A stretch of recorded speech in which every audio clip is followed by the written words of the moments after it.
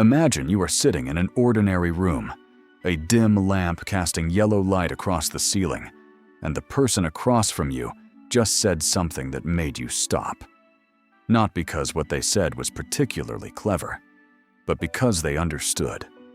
They understood exactly the thing you had been carrying for years, the thing you could never quite find words for. You look at them, and you cannot help but wonder, what has this person been through to be able to see that clearly? There are people who walk into your life and make you feel genuinely seen. Not in the polished, surface-level way that most social interactions offer, but at a deeper layer, the kind of place you do not usually let anyone reach. You notice that these people are rarely the ones who had it easiest. They are not the ones who grew up untouched, without loss, without something breaking inside them at some point. Instead, there is something in their eyes, in the way they pause before they speak, in the way they listen without rushing to judge, that tells you they have stood somewhere very dark before. And here is the strange thing. Here is the thing nobody quite says out loud. The people who have suffered the most are often the kindest. Not kind in a performative way. Not kind because they are afraid of being disliked, but kind in a way that comes from somewhere deep inside. The kind of kindness you can only learn in a very specific place. You learn it from pain. That sounds paradoxical. If pain is what teaches people to become better, then why is the world not gentler when suffering has never been in short supply? That is the question worth holding in your mind as you watch this video, because by the end, you will understand that the answer does not lie in pain itself. It lies in something else entirely, something most people miss even after going through everything. There is a space between suffering and kindness that we have never really stopped to look into. And that is exactly where this video is going to take you. Philosophy has a concept that rarely shows up in motivational speeches, and it comes from the ancient Greek tragedian Aeschylus. The phrase is pate mathos, which translates roughly as learning through suffering. Not learning from books, not learning from theory, but learning from the precise moment when reality collides with you and you can no longer see the world the way you used to. People often say that experience is the best teacher. But not every experience teaches anything deep. You can live for 70 years and not understand other people any better than you did at 18, if you never let experience reach the core of who you are. This is the point that most conversations about suffering quietly skip over. Pain does not automatically produce empathy. Pain only creates the possibility of empathy, and that possibility can be sealed shut, buried alive, or opened wide, depending on what happens in a very private space inside a person.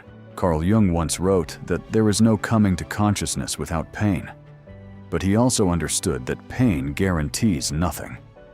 Two people can go through the exact same loss, and one of them becomes hard as stone, while the other becomes soft in a way that language struggles to describe. So what creates that difference? That is the question psychology spent decades trying to approach honestly. There is a concept called post-traumatic growth, developed by Richard Tedeschi and Lawrence Calhoun in the 1990s. What they found was that after serious trauma, certain people do not just recover. They develop along dimensions they could not have reached without the trauma. They become capable of deeper connection, carry a more vivid awareness of what it means to be alive, and possess a kind of compassion that people who have not gone through similar experiences rarely develop. But the crucial point their research kept returning to is this: none of it happens automatically. It requires a process of internal reckoning that many people never actually undertake. So what is the thing that actually produces that transformation? Not the pain itself, but what you do with pain after it has already happened. Have you ever noticed that when you tell someone about something you are carrying, and instead of immediately offering advice or trying to explain it away, they simply sit with you and say, "I understand. There is no feeling in the world quite like that." Have you ever wondered why certain people have that capacity while most do not? The answer is not found in personality traits or natural gifts. It lives inside a psychological mechanism we are about to walk into together. The first mechanism is what psychologists call embodied empathy. Different from cognitive empathy, which is the intellectual ability to understand that someone else is in pain, embodied empathy is the sensation of standing inside someone else's experience, feeling the weight they are carrying, as though it has mass and texture. And this kind of empathy cannot be learned from a textbook. It can only be activated by memory, by a reference point in your own body that says, "I have been there."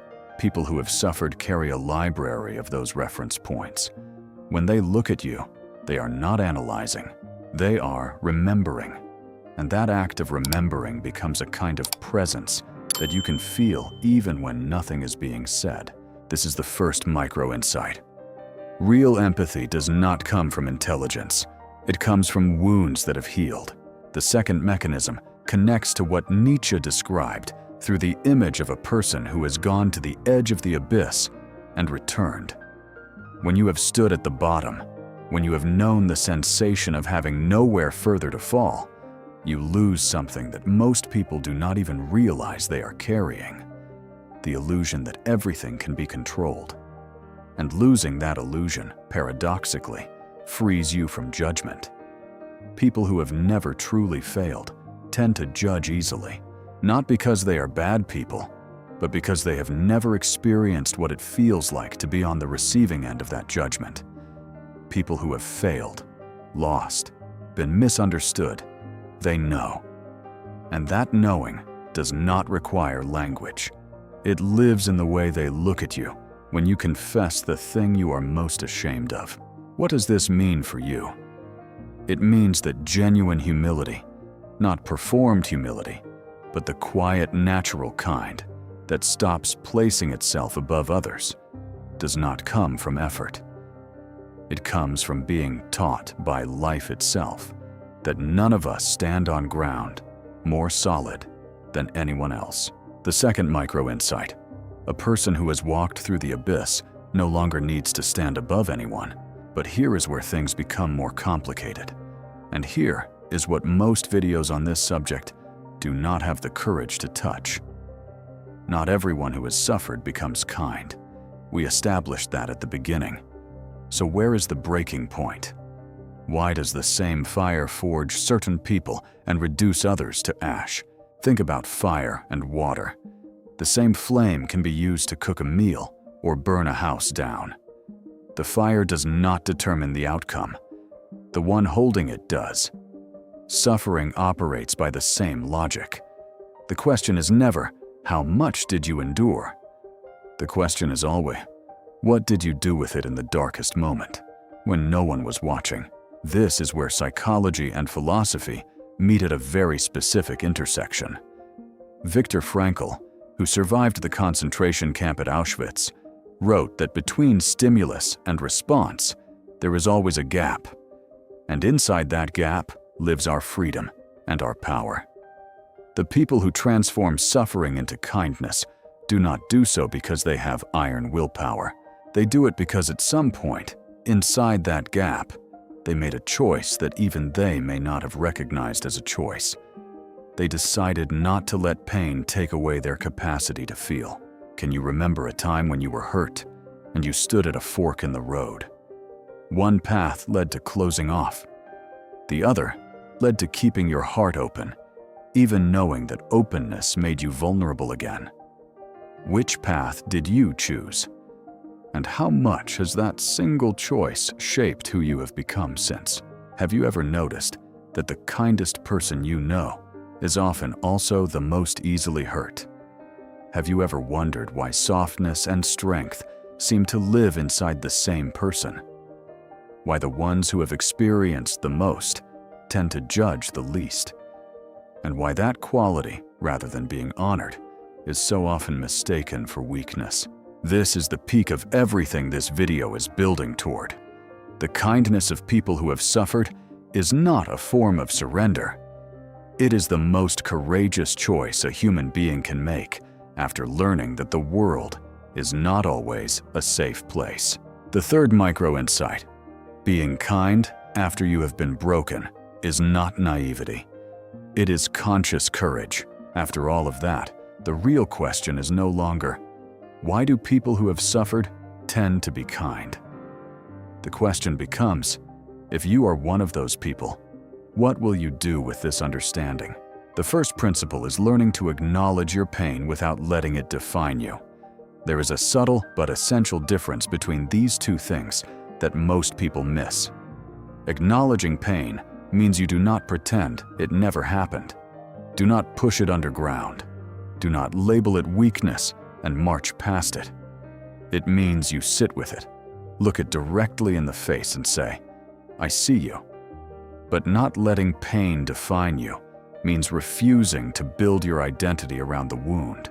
Because when your sense of self is constructed around what happened to you, every new person you meet becomes someone you are scanning for confirmation of the story you have already told yourself. That is not connection. That is a mirror. Think of it like a tree that grew up through a crack in a boulder. That crack is not the tree. But without that crack, the tree would not be standing here. Can you acknowledge the crack without believing that you are the crack? The second principle is learning to distinguish between compassion and self-erasure. This is the trap that many genuinely kind people fall into, especially those who learned empathy through hardship.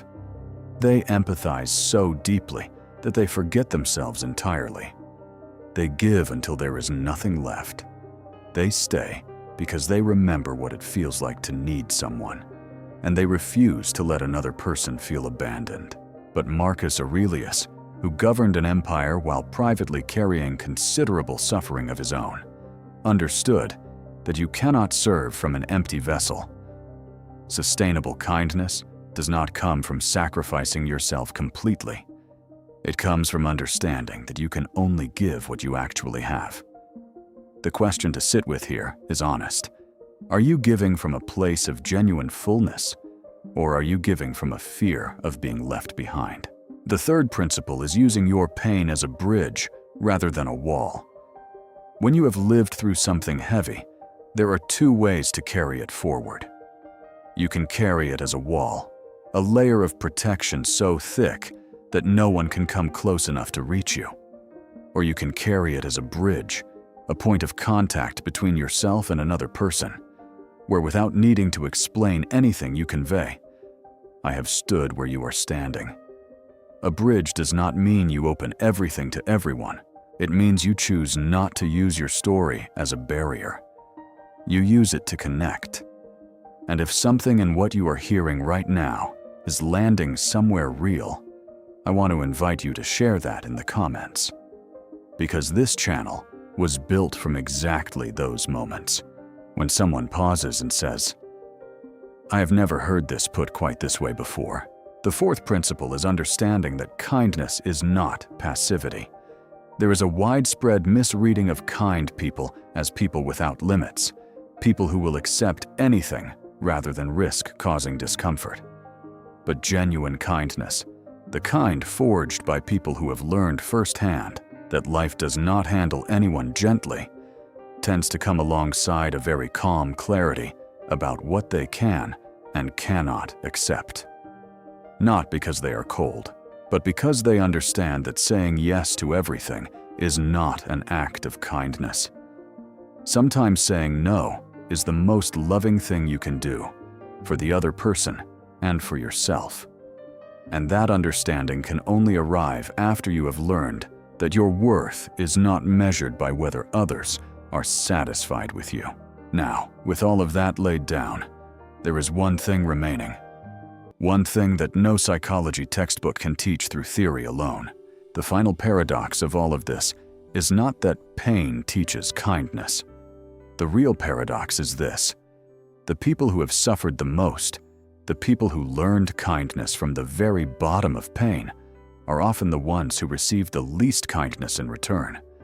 They give understanding. They give patience. They give presence. And the world, very often, takes all of that, without ever once asking whether that person is doing all right. If you are that person, this video is a quiet reminder that you are not obligated to always be the bridge.